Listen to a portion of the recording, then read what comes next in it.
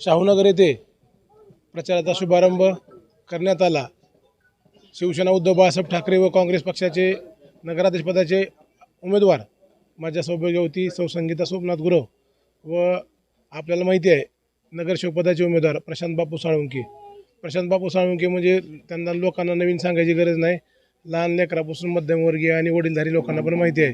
प्रशांत बापू साळुंखे म्हणजे शिवसेना पक्षाची स्थापनेपासून आजपर्यंत काम करत आहेत, निष्ठेने काम करत आहेत आणि वेळोवेळी त्यांनी या ठिकाणी कुठलंही पद नसताना किंवा लोकप्रतिनिधी नसताना या भागामध्ये सन्माननीय खासदार ओमदादा असतील, आमदार कैलासदादा पाटील असतील, नंदुभाई राजे निंबाळकर असतील व काँग्रेस पक्षाचे सर्व नेते मंडळी यांच्याशी पाठपुरावा करून या भागामध्ये भरघोस असा निधी आणला आणि इथं सत्ताधारी नगरसेवक निवडून आले, परंतु त्यांनी कुठल्याही प्रकारचा विकास केला नाही। परंतु बापूच्या माध्यमातून आमचे मित्र सुधीर बनगर यांच्या पत्नी रेश्मा सुधीर बनगर ह्या उमेदवार आहेत ओबीसी महिलामध्ये।